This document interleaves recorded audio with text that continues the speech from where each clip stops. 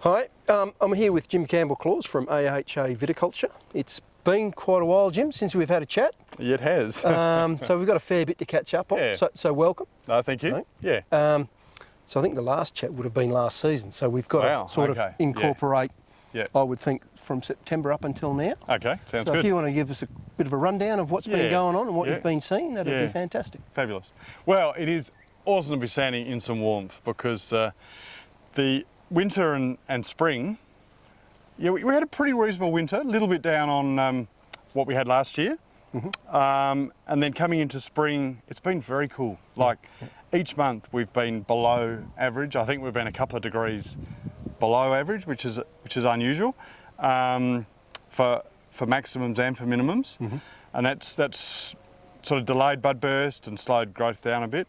And then rainfall has been pretty average or below. So yeah, it's been an interesting spring. So the vineyards haven't been as wet this season as they were last year.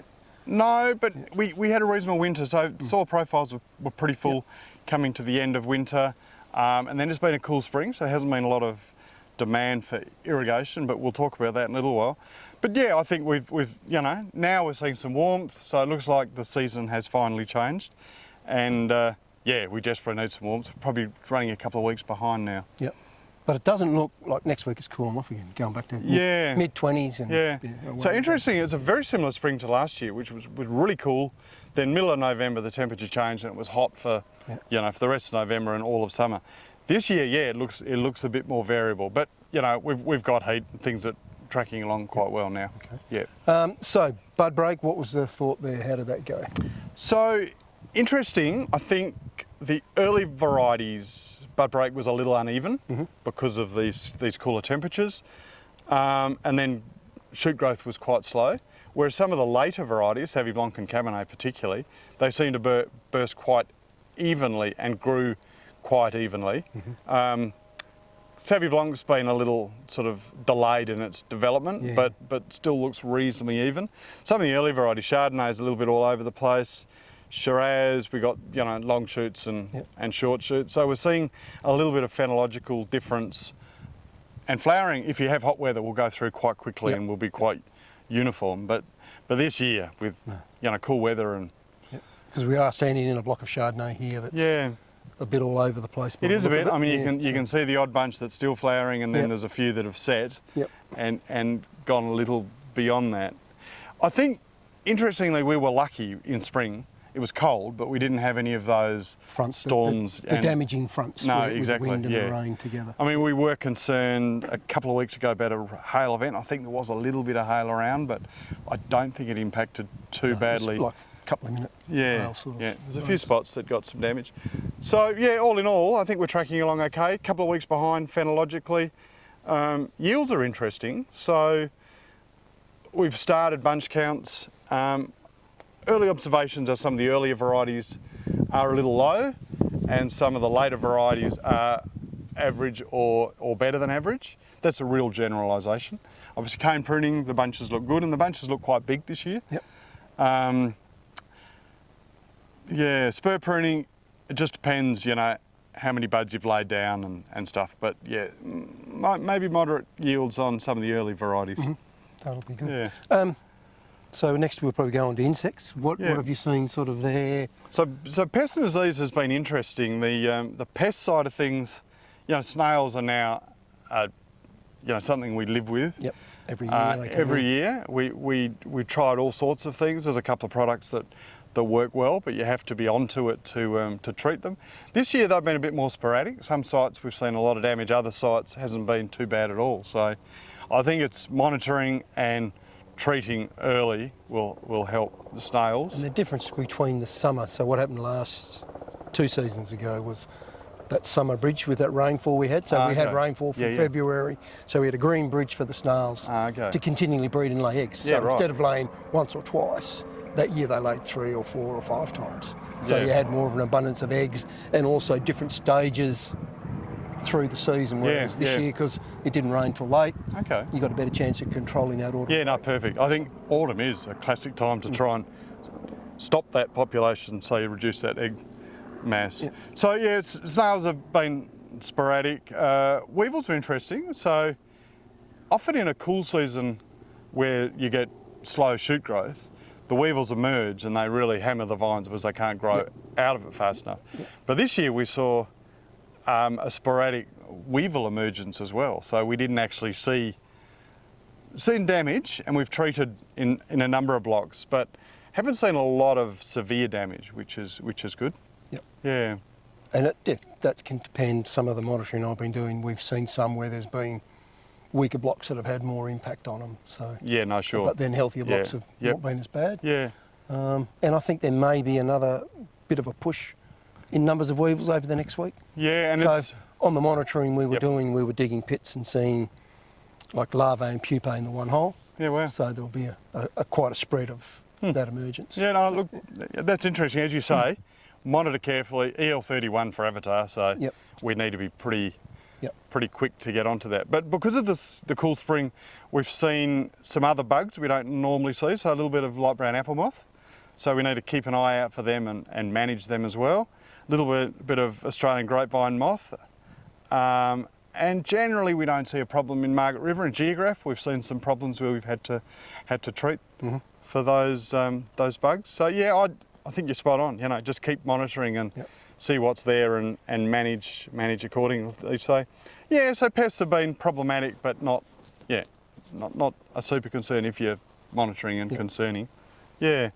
Irrigation and fertigation. Should we talk about disease? Oh yes, sorry. So disease pressure. Yeah, interesting season.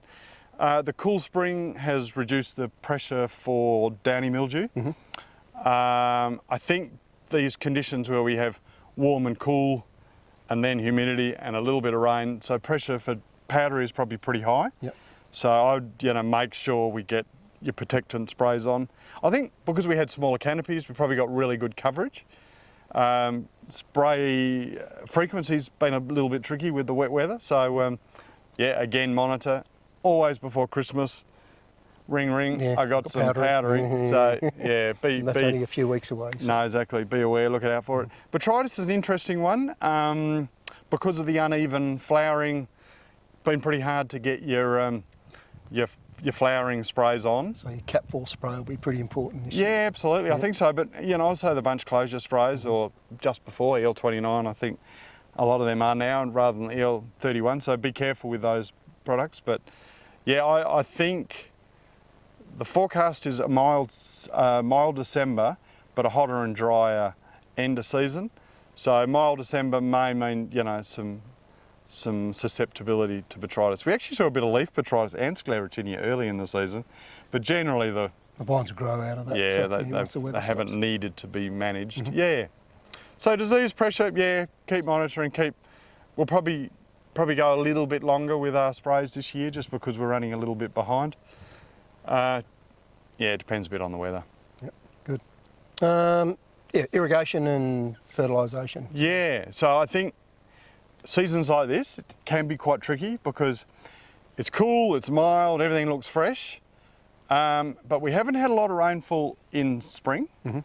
So check your soil moisture, and things are flowering. I'd make sure anything that's potentially dry or could be dry, yeah, make sure you get water on over flowering, monitor your soil moisture, make sure your irrigation's working, and don't be tricked by what looks really fresh. Yeah. Get a couple of hot days like this, turn around quick, and your soil moisture can deplete very quickly, and yeah, you don't want to stress, particularly your whites. You want to keep the freshness, so you keep your aromatics and all that. So yeah, keep your vines fresh and healthy. Do your soil monitoring for irrigation. Nutrition's interesting. We've so winter, early spring, broadcasting's all been done. We've got quite a big fertigation program this year to bolster nitrogen and potassium and trace elements. So again, it's monitoring. Perfect time now to get your PDLs in, sort of things are flowering or finishing flowering. So get your PDLs in, see where your nutrition levels are, and you've still got a bit of time to bring them up to speed if need be. We found a lot of low nitrates and low % nitrogen, so yeah, we'll be putting a little bit of nitrogen around to keep them ticking over and keep ferments going nicely when the wineries get the fruit coming in. Yeah. So yeah, a bit of work to do in irrigation and nutrition. That'll definitely keep us busy in December. Yeah. Good. Yeah. So anything else that should wrap us up? You think? So canopy management. I think we talked a little bit earlier about some of the uneven phenology. So in some varieties we've got, you know, short shoots and long shoots. So just managing your canopies has been a bit tricky this year. The forecast is for hot weather, so I'd be, you know, we've had a cool spring and still leave a bit of leaf on there yet. Absolutely. Some protection. Yeah, you have a cool spring, you think, we're all going to be cool, we can open things up. You know, we had some pretty hot weather last year. We got a fair bit of damage to crops.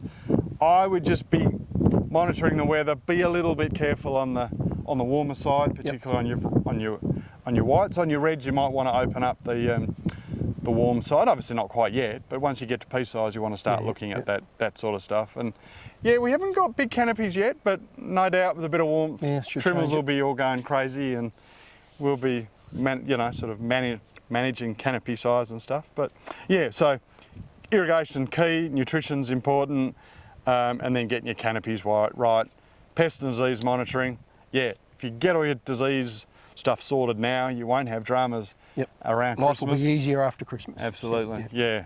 So I don't know. I think we're set up for a pretty reasonable, moderately yielding season. Yeah, so I'm optimistic. Good. Right, great. Thanks very much, Jim. Good on you, mate. Cheers. Beautiful. Excellent. Thanks.